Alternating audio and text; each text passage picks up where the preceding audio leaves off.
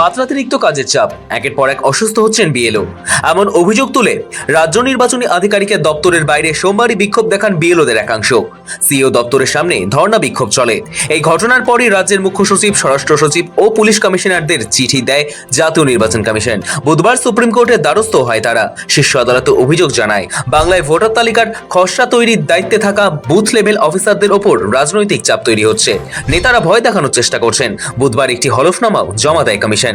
এবার বিএলওদের নিরাপত্তা নিয়ে শুক্রবারই রাজ্য পুলিশের ডিজিকে কড়া ভাষায় চিঠি দেয় নির্বাচন কমিশন। ইসিআই দপ্তরের সচিব সুজিত কুমার মিশ্র রাজীব কুমারকে শুক্রবারই এই চিঠি দেন।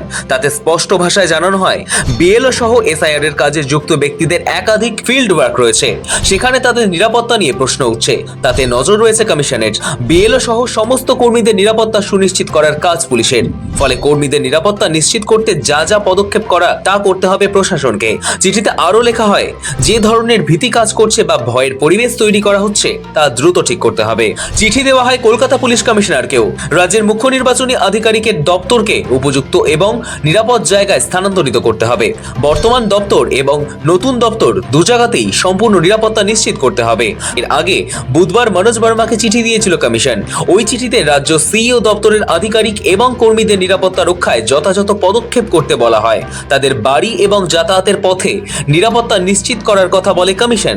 চিঠি পাওয়ার পর কি পদক্ষেপ করা হলো তা 48 ঘন্টার মধ্যে রিপোর্ট আকারে জমা দিতে বলা হয়।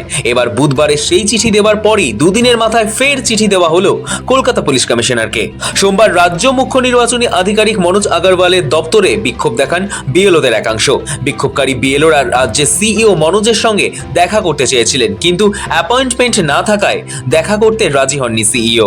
তারপর বিএলও অধিকার রক্ষা কমিটির 13 জন সদস্য রাতভর ধর্ণা চালিয়ে যান। যদিও অভিযোগ, তৃণমূলপন্থী ওই সংগঠনটির তরফে যারা অবস্থানে বসেছিলেন তাদের অধিকাংশই বিএলও নন।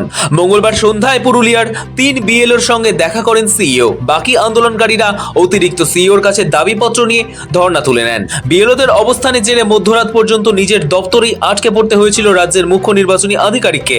সোমবারের ঘটনাকে সিইও দপ্তরের নিরাপত্তা লঙ্ঘন হিসেবেই দেখছে কমিশন। ব্যুরো রিপোর্ট, সময় কলকাতা।